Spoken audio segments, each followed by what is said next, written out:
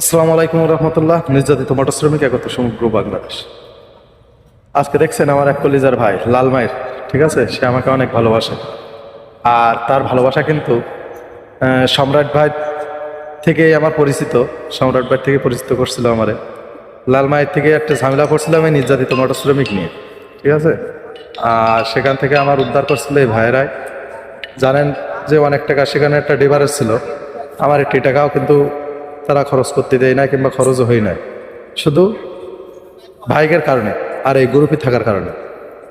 আমি লালমাই যত কলিজার ভাইরা আছে আপনাদেরকে অনেক ভালোবাসি আর সম্মানও করি, আর সেই সাথে সম্রাট ভাইকেও।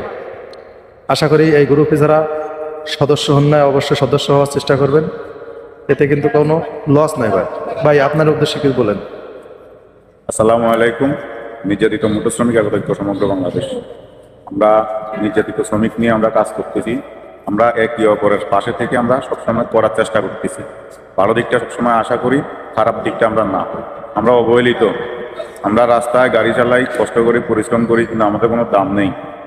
ওই দামটা আমরা ফিরে পাওয়ার জন্য আমরা এই সংগঠনের সাথে জড়িত হলাম। আমরা 64 জেলার ড্রাইভাররা আমরা সবাই একজোট হওয়ার চেষ্টা করতেছি। ইনশাল্লাহ আশা করি সবাই একজোট হবেন। আশা করি আমাদের কথাগুলো বুঝতে পারছেন। আমরা ড্রাইভার, সবাই একসাথে এক কাঁধে হাত রেখে আমরা কাজ করতে স্বাচ্ছন্দ্য বোধ করি।